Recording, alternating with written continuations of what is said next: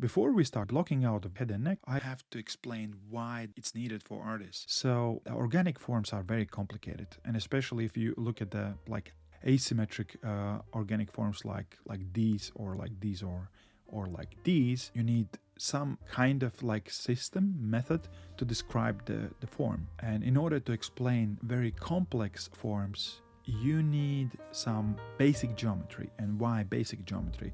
Because you always want to start from simple. Because if you build the very good construction, very good simple base, then you will be able to construct more complex forms later. Same like a ship building in 16th century.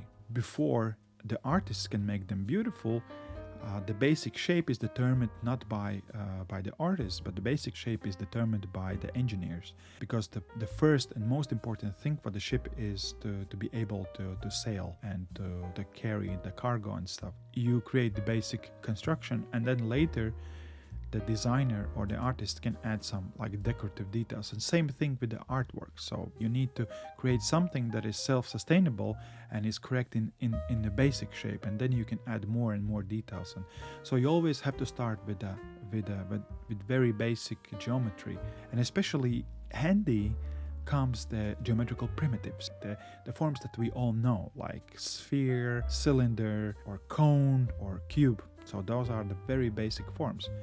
And we can describe them easy, and every child can describe, and you can explain those forms to yourself. And why it is important to be able to explain to yourself, because if you can explain to yourself, then you probably have language to describe. And language is very important when you create some concept, because if you have language, then you are able to talk to yourself, and the thinking is nothing else than talking to yourself. So complex forms can be constructed. For instance, here you can use sphere, you can use cylinder, and then by combining these elements you can create these complex forms, and then polish, and then add more details, and you're done. Same thing with the creation of the head.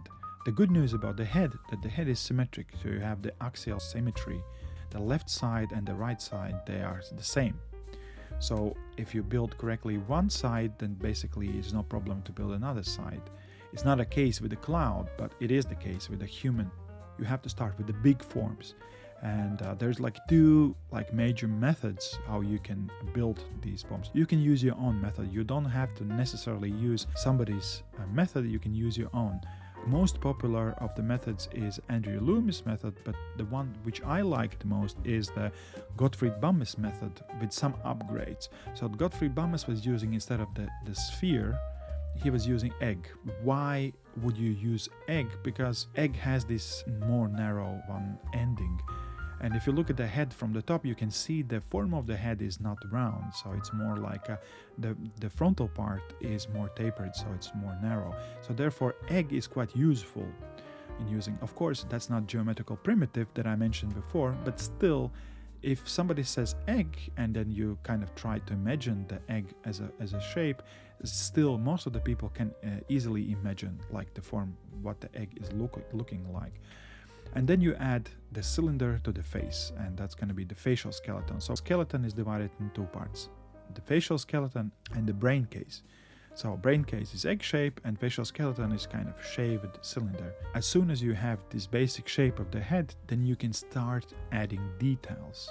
And I call those details elements. So we have 2 eyes, we have 2 ears, and we have 1 mouth, and we have 1 nose. So those are the 4 elements you want to add. So I will have separate videos, then I will explain the blocking out and the form of each of those elements.